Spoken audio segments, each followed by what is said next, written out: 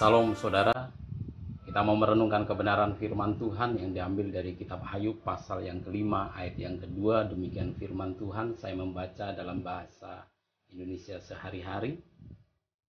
Hanyalah orang yang bodoh saja yang mati sebab sakit hatinya. Saya mau berbicara tentang bebas dari hidup yang dikendalikan oleh kebencian atau kemarahan, atau yang sering kita sebut dengan sakit hati. Kita pernah berbuat salah kepada orang lain, dan orang lain juga pernah berbuat salah kepada kita, menyakiti hati kita, membuat kita marah, membuat kita menjadi benci kepada seseorang. Saya mau memberikan satu cerita bagaimana kebencian itu menghancurkan seseorang. Ada dua orang pemuda, dua-duanya adalah seorang pelayan di sebuah gereja, dan satu orang pemuda ini sakit hati kepada temannya. Kemudian dia berdoa kepada Tuhan. Dia menyampaikan keluhannya kepada Tuhan. Dia mengatakan, Tuhan, lihatlah betapa banyaknya orang yang suka kepada kawanku itu. Bahkan kawanku sendiri sudah tidak peduli kepadaku karena teman-temanku sekarang lebih peduli kepada dia. Dia memiliki begitu banyak talenta Tuhan.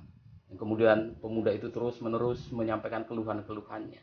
Ketika pemuda itu sedang menyampaikan keluhannya, seorang malaikat Tuhan menepuk bahunya dan mengatakan, "Hei anak muda, sekarang apa saja yang kamu minta, Tuhan akan berikan kepadamu." Dengan begitu senang, anak muda itu mulai memikirkan dan mulai mendaftarkan hal-hal yang dia mau minta.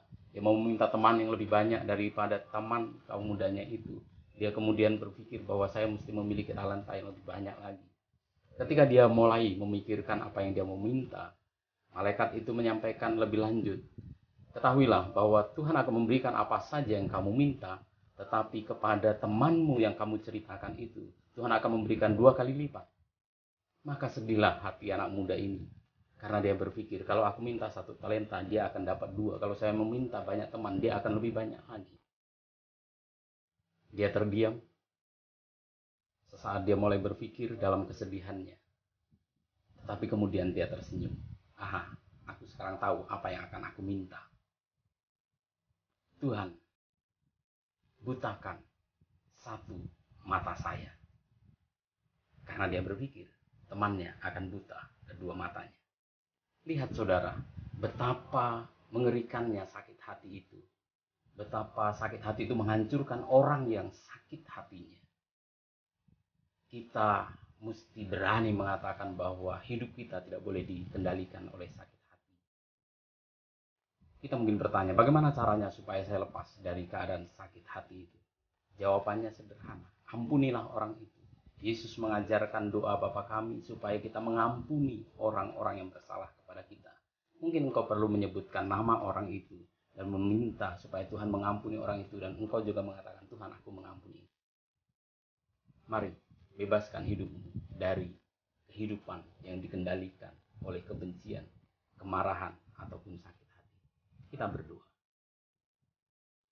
Bapa di surga, pengampunan di dalam darah Yesus menyucikan kami, dan pada saat ini juga kami mau mengatakan bahwa semua orang yang telah berdosa kepada kami, yang telah bersalah kepada kami mengampuninya.